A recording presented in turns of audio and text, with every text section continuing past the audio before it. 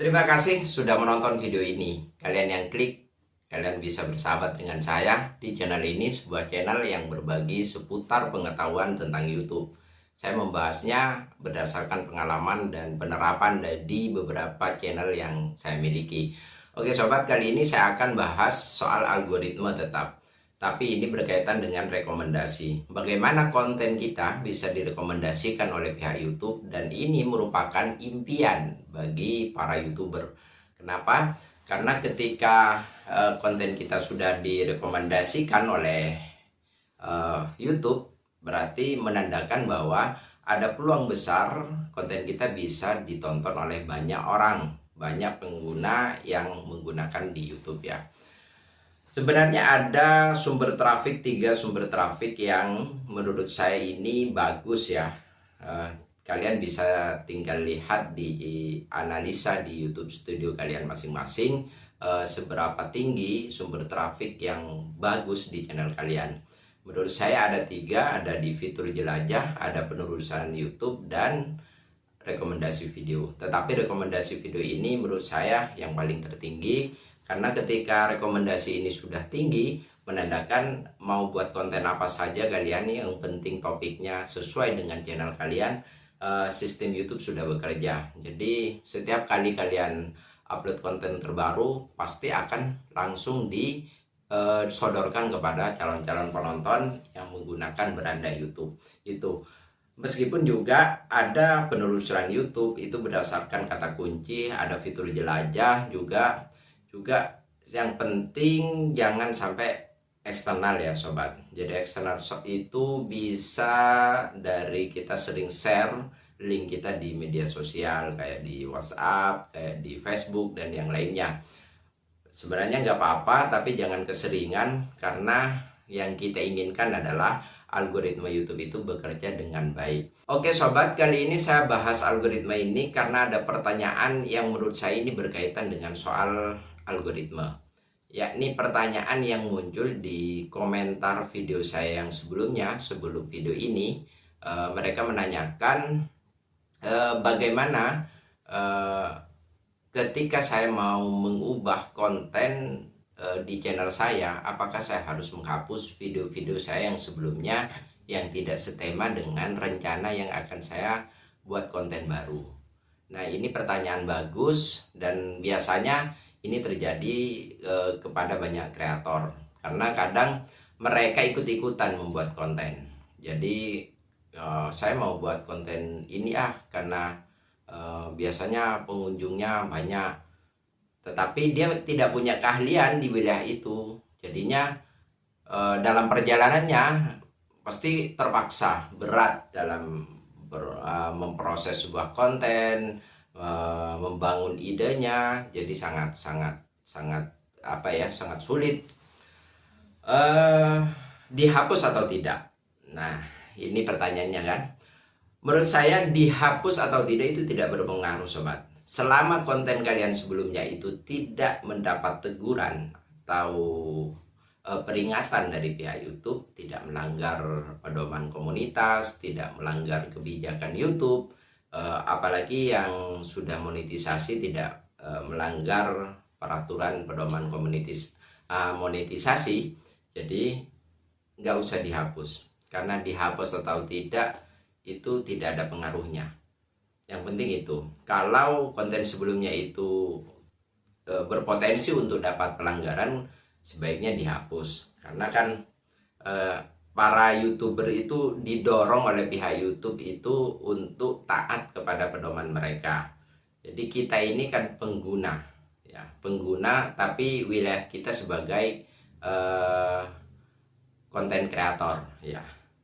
Mereka pengguna YouTube ada yang sebagai hanya menonton. Jadi kita kalau yang seorang YouTuber, seorang pembuat konten, jadi harus patuh dong terhadap aturan main yang diberlakukan oleh pihak YouTube.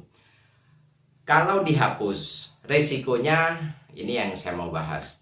Kalau dihapus, resikonya adalah jam tayang yang ada di channel kalian yang sudah dihasilkan dari sumber konten sebelumnya itu akan hilang secara otomatis. Itu resikonya. Tetapi Dampaknya itu akan mempermudah algoritma YouTube itu untuk mengecek konten kalian ini tentang apa. Jadi akan mempermudah. Itu ya plus minusnya kalau dihapus. Kalau tidak dihapus, jam tayang tetap ada dari sumber konten sebelumnya, tetapi ini yang berat.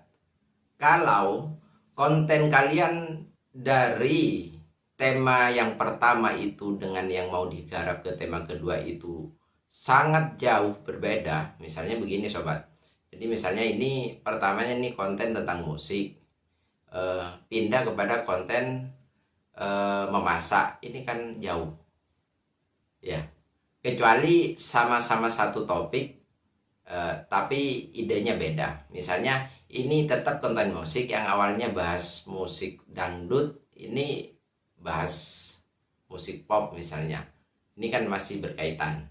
Jadi kalau ini kontennya jauh berbeda temanya, kalau tidak dihapus, ini nanti yang sulit ya. Jam tayangnya tetap kalau tidak dihapus, cuma sulitnya gini sobat, kalian harus berjuang dari nol lagi. Kenapa? Karena ini pasti bingung, algoritma YouTube pasti bingung. Kan setiap channel ini dideteksi oleh mesin YouTube. Jadi channel A misalnya, ini cocoknya untuk penonton yang mana? Nah, YouTube bekerjanya kan seperti itu. YouTube itu kan merekam pengguna, baik yang mau menonton, baik yang sebagai YouTuber, sebagai kreator konten ya, konten kreator. Itu direkam. Jadi kalau kalian mau mengubah konten, mengubah tema dari tema A ke tema B yang ini jauh berbeda, maka push ini harus lebih banyak. Jadi genjot aja dulu sampai nanti algoritma YouTube itu bekerja ya. Itu kenapa saya di awal itu bagi para YouTuber pemula itu menganjurkan kalian harus upload konten, dan itu dilakukan secara terus-menerus, karena ini bagaimana channel kalian itu bisa kedetek dengan mesinnya YouTube. Jadi channel yang aktif itu pasti akan, mesin juga akan bekerja. Apalagi ditambah nih ya kan, saya pernah bahas nih sebelumnya, ditambah konten kamu itu sesuai dengan keinginan yang banyak dicari oleh penonton. Nah itu ada caranya juga, bagaimana mencari konten itu yang banyak. Hari ini misalnya penonton tentang musik yang banyak cari itu tentang musik apa, itu sebelumnya saya sudah bahas.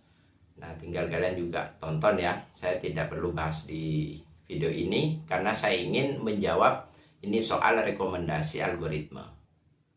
Jadi algoritma itu akan bekerja terus ketika konten kalian diupload secara baik ya.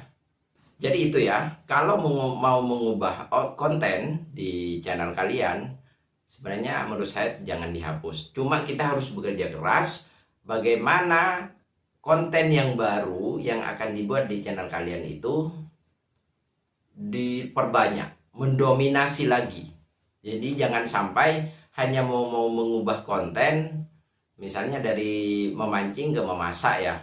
Awalnya memancing sudah ada banyak penonton meskipun tidak banyak, ini kan ada alasannya kenapa mau mengubah ke konten si B, ini kan ada alasannya. Misalnya sebelumnya memasak, ini nggak ada yang nonton nih konten saya, mau saya ubah lah ke konten musik misalnya ya, dari memasak misalnya ya nggak apa-apa. Cuma alasannya pasti karena sepi, karena nggak berkembang ya, pasti punya alasan seputar itulah ya. Kalau diubah ke konten yang B itu diperbanyak aja, di-push. Jangan sampai hanya mau mengubah konten, tetapi porsi banyaknya konten dari sebelumnya dengan yang baru ini masih banyak yang sebelumnya. Ini sulit. Algoritma itu akan pusing, bingung mendeteksi channel kalian. Jadi ya harus begitulah, harus diusahakan dulu, di-push dulu sampai channel kalian kebaca oleh algoritma YouTube. Oh ini konten tentang musik misalnya ya, kalau konten yang baru tentang musik, tapi konten sebelumnya itu mau diubah katanya ke konten anak-anak. Nah, ya nggak apa-apa sebenarnya, memang konten anak-anak ini banyak yang diburu, tetapi hati-hati ya, karena ini ada perlakuan khusus ketika konten anak-anak dan juga berpengaruh terhadap monetisasinya nanti. Oke sobat, itu ya saran saya. Kalau mau mengubah konten temanya itu nggak apa-apa, silahkan, karena itu hak kalian. Jadi menurut saya ya, kalau saya mau jujur, sebenarnya jangan diubah idenya, kontennya, tema dari channel kalian. Tapi kalau mau buat tema lain ya buatlah channel lain sebenarnya, menurut saya, versi saya pribadi. Tapi karena pertanyaannya tadi mau dihapus atau tidak, maka jawaban saya tidak. Tetapi kalau saya ditanya ini mau diubah atau enggak, menurut saya jangan diubah, tapi diperbaiki. Tetap pada topik yang sama, tetapi diperbaiki dari sisi thumbnailnya, judulnya, SEO-nya, tagnya, semuanya diperbaiki. Dan itu sudah juga saya bahas bagaimana membuat konten itu yang bagus dan itu bisa menghadirkan banyak penonton dan subscriber.